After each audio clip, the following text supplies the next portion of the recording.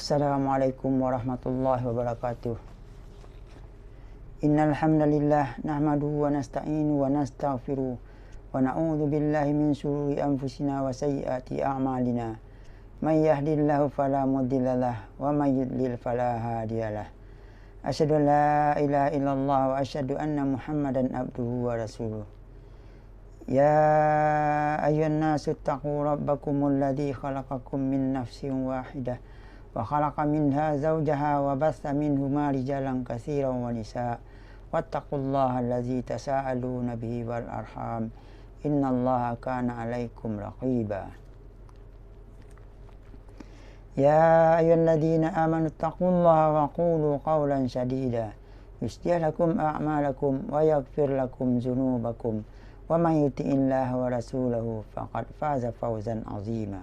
Amma ba'du. Pertama-tama marilah selalu kita panjatkan puji syukur kehadirat Allah Subhanahu wa taala, Tuhan yang Maha Kuasa yang tidak henti-hentinya memberikan hidayah dan nikmatnya kepada kita semua, sehingga kita dipertemukan di media ini untuk membacakan kitab Riyadhus Shalihin. Tak lupa marilah kita selalu bersalawat kepada junjungan kita Nabi Muhammad SAW yang telah menyelamatkan kita dari kejahiliahan. Salawat juga kita sampaikan untuk keluarga beliau, para sahabat dan umatnya yang selalu teguh menjalankan sunnah-sunnahnya hingga akhir zaman nanti. Pada video kali ini kita akan membacakan bab 3 tentang sabar, yaitu penjelasan hadis yang ke nomor 30.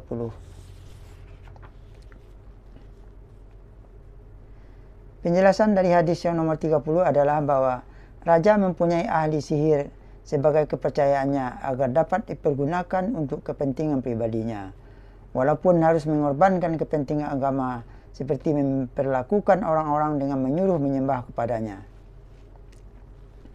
Ahli sihir yang dipunyai raja sudah tua sehingga diperlukanlah orang yang akan menggantikannya dengan mengatakan bahwa saya sudah tua. Maka dicarilah anak muda untuk diajarkannya ilmu sihir. Pemuda yang diceritakan dalam hadis ini ketika menuju ke tempat tukang sihir melewati seorang ahli ibadah atau pendeta dan mendengarkan pendeta tersebut bercerita, sangat terkesan dan sangat takjub. Sehingga dia lebih betah untuk duduk dengan sang pendeta yang menyebabkan ia datang ke tempat ahli sihir itu menjadi terlambat. Maka dipukullah pemuda tersebut oleh tukang sihir. Peristiwa pemukulan disampaikannya kepada pendeta. Akhirnya pendeta mengajarinya untuk memberi alasan, baik kepada tukang sihir maupun kepada keluarganya.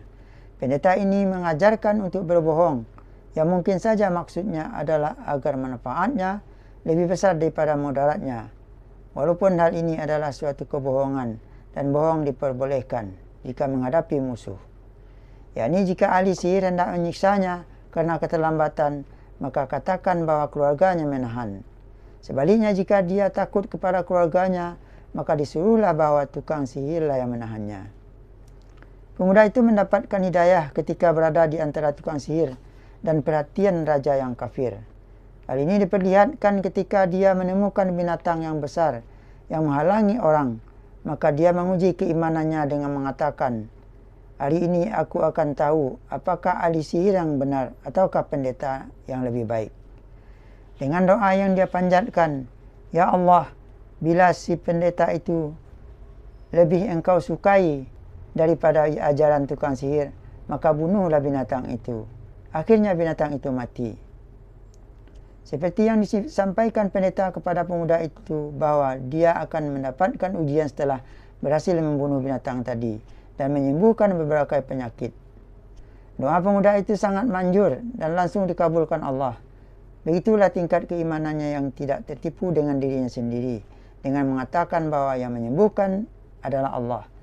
Dan pendeta itu menyampaikan bahwa dia akan mendapatkan ujian setelah berhasil membunuh binatang dan juga bisa menyembuhkan berbagai penyakit. Akhirnya orang yang sembuh mengakui Allah yang bisa menyembuhkan, sehingga dia mengubah agamanya menjadi agama yang dianut pemuda itu. Salah satunya adalah orang kepercayaan raja.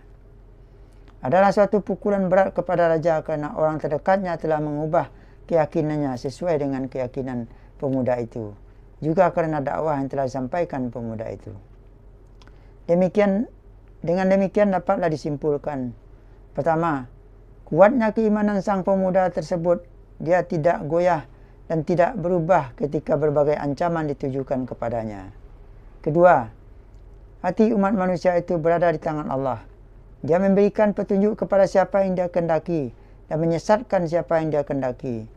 Dan pemuda itu mendapat petunjuk dari Allah Subhanahu wa taala seperti yang dijelaskan dalam surat Al-An'am ayat 125 yang berbunyi, "Faman yuridillahu an yahdiyahu yashrah sadrahu lil Islam, wa man yurid an yudillahu yaj'al sadrahu dhayiqan harajan ka'annama yas'adu fis sama'.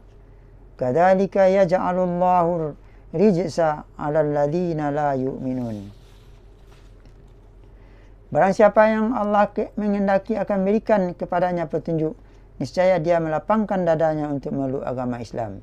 Dan barang siapa yang dikehendaki Allah kesesatannya, niscaya Allah menjadikan dadanya sesak lagi sempit, seolah-olah sedang mendaki langit.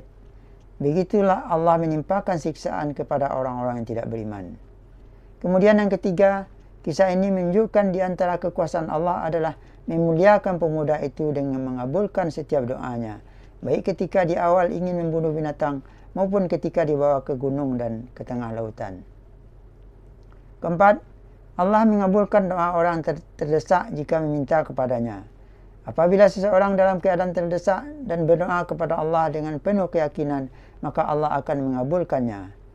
Dalam Al-Quran surat Hud ayat 61, Allah berfirman, "Inna Rabbi qaribun mujib." Sesungguhnya Tuhanku amat dekat rahmatnya, lagi memperkenankan doa hambanya. Berdasarkan hadis nomor 30 ini bahwa sabar dalam ketaatan akan mendekatkan diri kepada Allah dan Allah akan membantu hambanya yang di saat mengalami kesulitan. Oleh sebab itu, marilah kita sama-sama selalu istiqamah dalam bersandar kepada Allah. Sehingga dengan jalan ini kita berharap Allah menyelamatkan kita di dunia dan di akhirat. Akhirul kalam, subhanaka Allahumma wa bihamdika asyhadu an la ilaha illa anta astaghfiruka wa atubu ilaih. Wabillahi taufiq wal hidayah. Wassalamualaikum warahmatullahi wabarakatuh.